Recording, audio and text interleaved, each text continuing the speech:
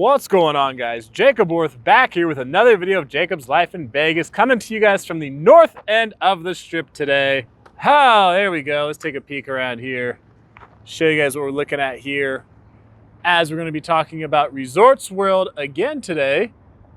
Some of you remember that video I did recently about why it might be the best casino in the world. About 100,000 of you liked that. So let's revisit some other topics when it comes to Resorts World here in Las Vegas. Now we're gonna go over some stuff here, particularly when it comes to Resorts World and Lucky Dragon. And I've seen some people in comments recently, try to make comparisons or draw any kind of analogy between the two. And aside from a few things, there's a few things I guess people might think they're similar on because they're both north end of the strip, or they both people think of the Asian theme going along with that kind of thing with these two properties. But you're gonna see some numbers here that I'm gonna have for you guys. I'm gonna give you guys some good data on this to talk about these two properties and a comparison between the two, the Lucky Dragon, why it failed, why it didn't do well, and then what we could potentially be seeing here for Resorts World here at the north end of the strip. Now, the first thing we'll get into in talking about this comparison, as I'm walking through the construction site here, is talking about the location, right? Because a lot of people say, oh, well, they just think Lucky Dragon is north end of the strip, Resorts World is north end of the strip. Obviously, you guys can tell looking here at the north end, I mean, really for years now, anything past Encore, there hasn't been a whole lot of action over this way. So I think people see the north end and they think about it and they think, they see it in a negative light because there's not a whole lot of activity going on down here. And there's been numerous projects that are supposed to start and they stop and that kind of thing. So their location, though, when it comes to Lucky Dragon, you guys remember Lucky Dragon, first thing about their location, they were not even on the strip. Okay, if you look at Lucky Dragon's address, it says West Sahara. So they were not even on the strip when they opened, okay, over here at the north end. Now, that hurts big time in the north end, especially where they were, because you don't get as much foot traffic up here, but especially when you're off the strip, that hurts even more. So they were had a big problem just with their location to begin with.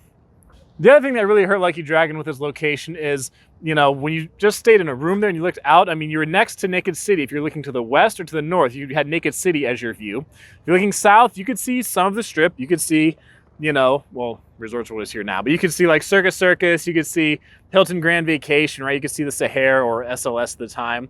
If you look east, you're really looking at like a Allure condo complex and, not a whole lot else after that. So the location really was not ideal. Now, for Resorts World, the story's a bit different because yes, they're still at the north end, and yes, there's risk being here at the north end because of how underdeveloped it is compared to, the center of the strip and the south end of the strip. There is certainly risk involved with being here at the north end of the strip for Resorts World. However, with the location that they have right here at this north end of the strip, it is much better than what Lucky Dragon had, because they are going to be right next door to Circus, okay? So there is going to be obviously some traffic that comes from Circus, but there's definitely much more foot traffic here on this north end of the strip on Las Vegas Boulevard than there is when you're just partially off of it over on West Sahara. Now, there's more foot traffic that comes through here.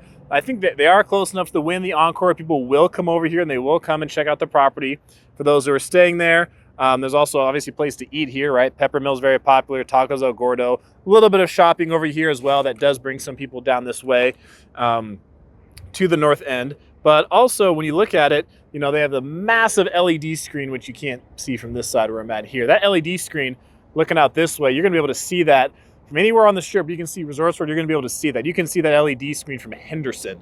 Okay, that's how big and how much that thing stands out. So there's also room for future growth here at the north end. So if Resorts World can do well in the short term, while there's going to be more growth coming for them here in the future, they're going to be in a far better spot than Lucky Dragon ever was. Okay, because there is room for the Drew to eventually get developed and become a popular property. All Net Resort Arena, if that project really doesn't actually getting underway, the former site of the Allen Hotel, now owned by Wynn Resorts. So there is space to grow here on this north end of the strip for Resorts World. So they're in a far better spot than Lucky Dragon was. And really, to put the cherry on top of it all, for Resorts World and really for Las Vegas' economy, is think of the convention center, right? So the West Hall has just been finished over the Las Vegas Convention Center, so which is obviously very popular for business travelers to be coming here to Las Vegas.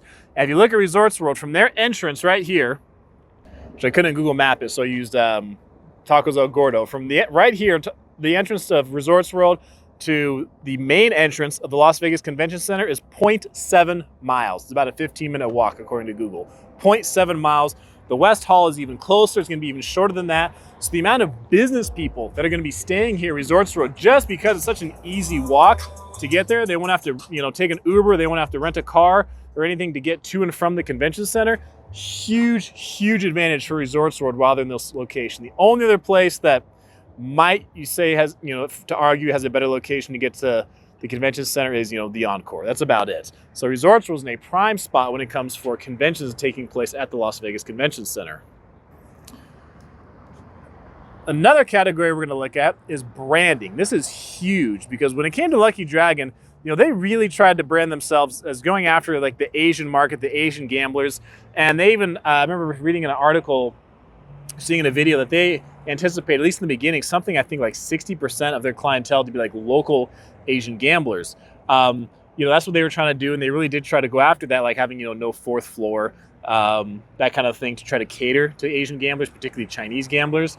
But, the problem with that is when you're competing against another brand like Wynn Resorts, who, if you're a player in Macau or, over in Asia and you play with Wynn Resorts and, they treat you well, they take care of you there.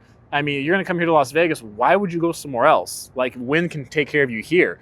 So, I mean, it's pretty tough for Lucky Dragon to convince people to pull them away from, a solid brand to come to a smaller property with less amenities and in a less desirable location. So that was some stuff. That was a huge uphill battle that Lucky Dragon had to fight. Plus, they were going after that demographic. Other properties, like they're trying to go over the locals. Well, Stations Casinos offer games that Lucky Dragon was trying to offer to Asian gamblers and pull them away, right? SLS, Wynn, all these places, they're going after such a niche market, Lucky Dragon was, that these other properties who are bigger and more established could offer things that they couldn't compete with and just pull their clientele away.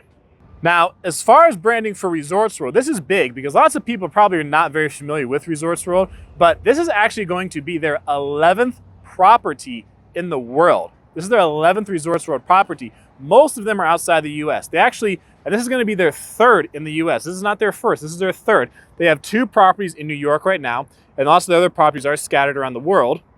So the Resorts World brand is already far stronger than Lucky Dragon ever was. So when it comes to that kind of branding, it comes that kind of strength. They have so much more to offer than Lucky Dragon. They have so much more recognition as it is that when it comes to brand, there's really no competition between the two. And the final category we will get into here when it comes to talking about Resorts World and Lucky Dragon, north end of the Strip, as the sun is definitely setting right now, street lights are kicking on here, is the amenities. And this is one where there's, if there was no comparison before, there's really no comparison now between these 2 properties at the north end of the Strip here. So when it came to Lucky Dragon, that was obviously a small property, right? Compared to other hotels, compared to other casinos, it's very small. They had about 200 rooms. I think they had 5 restaurants. All of them were Asian themed. They had a small pool. They had no nightlife to speak of, anything like that. They did try to offer things like, Pai Gow, Baccarat, stuff like that. But then again, so other properties here around the area just started offering those same kind of things and then, pull their competition away. And because they were bigger properties, they had more money, had more resources, they were able to offer deals and that kind of thing that really Lucky Dragon could not compete with. And because Lucky Dragon could not compete with that, it really hurt their business big time. One of the big complaints about Lucky Dragon, I saw this several times, like in videos or in articles, was that, the players felt like the casino was being stingy with their comps, right? They didn't comp them very well. But it's like, well, what do they really have to comp people? They didn't have that much to offer in terms of amenities there. Where you look at Resorts World here, this is a mega resort and they have mega resort amenities. So when it comes to some of the numbers here, and you can find these numbers online, I'll link this down below if you guys want to see this. Resorts World here, they're going to have 3,500 rooms, 117,000 square foot casino.